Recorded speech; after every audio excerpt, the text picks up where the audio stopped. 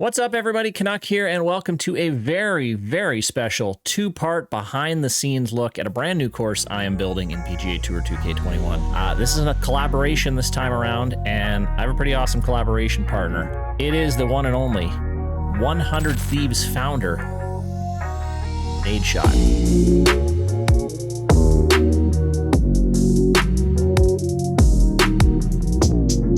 NADESHOT doesn't need much of an introduction. I mean, esports, gaming, fashion, everything. This guy is just a huge presence in the community, so it's been an absolute honor to work with him. And a big thanks to 2K and the Next Makers program for giving me this opportunity. It's been unbelievable. We're going to kind of take a look at the process, how things happened, and we're going to start from the beginning. So I had a call with NADESHOT back when this project started. It was early August. I had about a month to build the course. So this was the initial call with NADESHOT to get some ideas about what he's looking for out of his dream course. So let's take a look.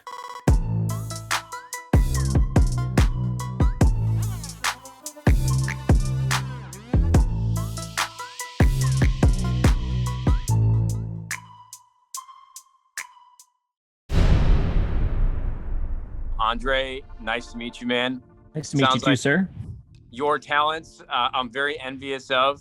The idea of course building, whether it's in a game or outside of a game, is truly one to envy. So it's nice to meet you, man. I'm excited to chat with you. Nice to meet you too, Matt. Yeah, Cammy pumped my tires a bit for sure there, but yeah, I like what I do. I've been doing it for a while. Your hat is amazing too, by the way. Oh, thank you, man. Yeah, so I mean, I'm excited for this. Big thanks to 2K for giving me the opportunity to do this, and I'm looking forward to trying to make your fantasy or whatever course you decide come to life. So I got a list of questions, not a ton. We'll start really big picture and then work our way down to a few of the smaller details. But I know you're a big golfer, right? Yeah, try to be. Yeah. What's your handicap? My handicap is a 10 currently, Okay. 9.9, but I round up. Okay. I'm definitely not playing as a 10 lately. I've got my entire life, all I could hit was a fade, and it was never intentional. I had a very outside to inside swing path, and now somehow, some way, in 28 years, I can only hit a draw, and I don't have control over it some of the time. So it's been tough, and I haven't had a lot of opportunity to go out and try to fix out the kinks in my swing. So I'm at a 10, but some days I play like it, some days I don't. That sounds exactly like my game too. Where do you picture this golf course to be? Like desert, mountains, coastal, tropical? Like there's a desert course that I built. So you got desert. Wow, yeah, so this one's called Ace High Golf Club that I did near the start of launch. This is a course I'm working on right now. This is a real pure fantasy, Highland style crazy course, which I'm having fun with. So obviously I live in Southern California, and I play a lot of courses that are on the coast or beachside, but Yep. as like my personal taste, I definitely like the mountains over the ocean. But whenever I'm out at like Pelican Hill, or if I've gone up to Monterey and played Spanish Bay and Spyglass, one of my favorite courses I've ever played. And Pebble Beach, like as soon as the sun is out and you're next to the ocean and you're playing golf on a chunk of land that many people can't even, walk on it, I think it's pretty special. But I'm a really big fan of elevation changes. Some of my favorite par threes or even par fours, par fives for that matter, have some downhill or uphill component to it. And I always think it's really fun when you have to, it says it's a 200-yard par three, but really with the elevation is playing like 160, 150. And that's always been really, really exciting just as a player. Anything, I think, for real golf, anything that, makes you really second guess what your shot is going to be or what the goal is, where you need to land the ball. I think a challenge is fun. You get those oceanside views, but you also see mountains in the background. So I would say a combination of the two of those two. Okay. That's something I could definitely attempt. The snow-capped mountains, ocean, I probably won't be able to do, but I can probably do some creation with some mountains and stuff to to get that going. Elevation change, I love. That's right in my wheelhouse. So Awesome. we can make some really cool holes there, some real cool uphill, downhill kind of holes. Now, in terms of style of golf holes, you're looking at something a little more realistic, something a little bit more fantasy, something in the middle. I definitely want the course to be playable. I don't want it to be anything where, you have a green that is like 40 feet uphill, 40 feet downhill, and it feels like a mini golf course. Yeah. Definitely not. When I say fantasy course, I would say, maybe it's like a 600-yard par 5 and you're hitting to this, fairway that's isolated on a cliff connected by a bridge, and then you're hitting your second shot over to another aisle. Like that would be like what I would kind of consider fantasy. So something that you would see maybe on a golf course, but maybe on a real unique, one-of-a-kind kind of golf course. I would probably lean like in the middle, but even like a little bit more fantasy. What you described, I thought was really awesome. I think what we have the power to do with 2K is do something that, course designers could never dream of in real life. And I think that's really fun. You can have like a half normal holes that aren't too far off in fantasy land, but, run into some really fun, really change your perspective of like what a golf hole could be. That'll unlock a lot of options, and I can kind of go nuts with some ideas here. So just kind of your thoughts on, do you want to kind of sunrise, sunset, middle of the day? I think there's something incredible about playing golf when the sun is rising or setting. I think, if the sun's at 12 o'clock way over your head, that it's not fun. Yeah. It's just like, I get this every single day, but it's not every day can you go out and play a beautiful course when the sun is 7 o'clock in the morning or like 6 p.m. at night. So I'm definitely more in favor of a little bit more dramatic, beautiful, like sunrise or sunset would be amazing. So you're kind of saying courses you might be inspired by. You talked about Spyglass, Pebble. Anything else? Yeah, to be honest with you, man, I'm probably not the best to speak about other courses around the country. Because I just haven't played at a ton of places. But I definitely love the more like wooded, mountainous areas. I love trees, not when I'm behind them or hitting into them or slicing or Spyglass and Shadow Creek are probably like my biggest inspirations. I would probably lean towards the mountains, man. Okay. I mean, if you told me that course today was going to be something like we're working with, I'd be in heaven. I think it's gorgeous. Maybe you could throw some like lakes in there or some rivers or something. I don't know. Course length, you kind of looking, we keep it fairly traditional, like par 72, 7,000 yards. Par 72, 7 to 7,200, 7,400 yards, whatever the pros play, it's like.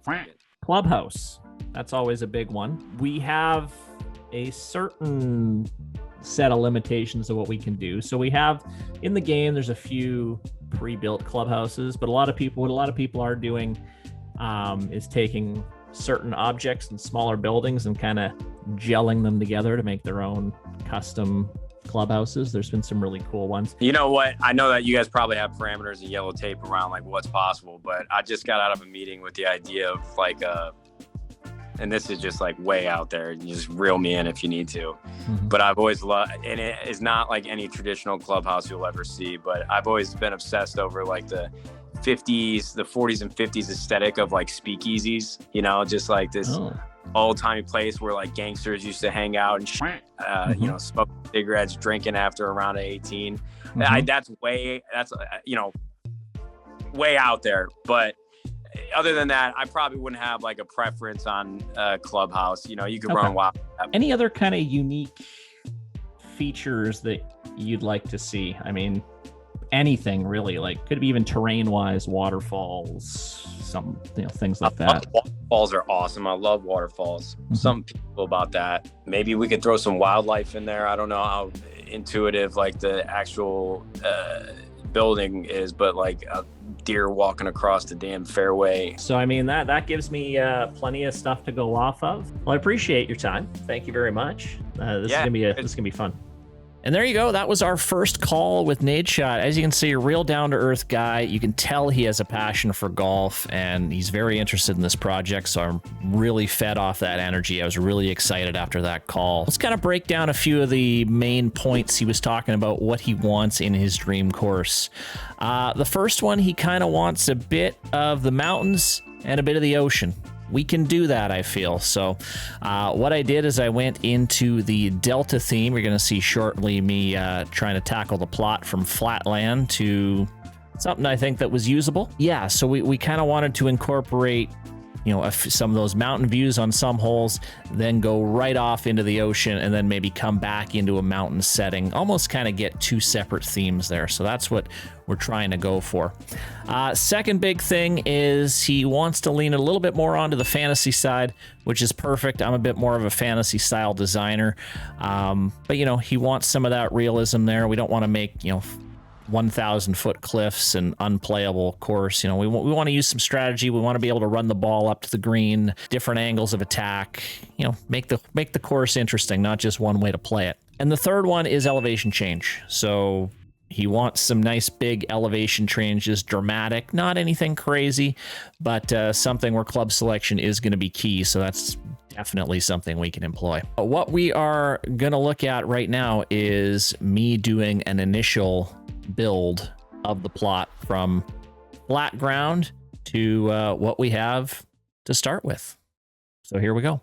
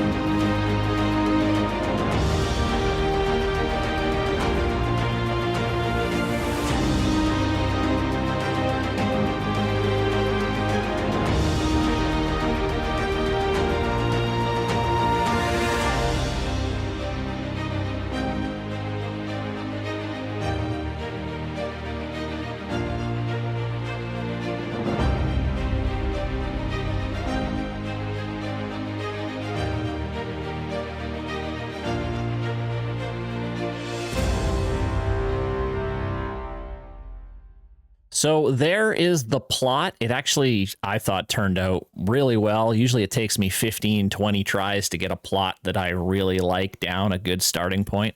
But believe it or not, I did that one on the first try. So it doesn't happen very often. Good positive point. And we just kind of took off from there. I mean, in terms of builds, I've built a lot of golf courses in this series. In terms of how quickly this course came together, it was crazy. Like I was building a hole every hour, 2 hours, it seemed. Usually it's twice that sometimes. I was building a hole every day. I had a pretty tight timeline. We had about 3.5 weeks to get it done. So I knew it was tight. I was pretty happy with the pace and how it was all coming along. So we're going to take a look at a little time lapse of me building the 5th hole, which is a nice little short uphill par 4 that kind of makes its way into the mountains. So you're going to get a nice little mountain look. and then a look at the picturesque par 3 8th hole that looks right out onto the ocean. Take a look.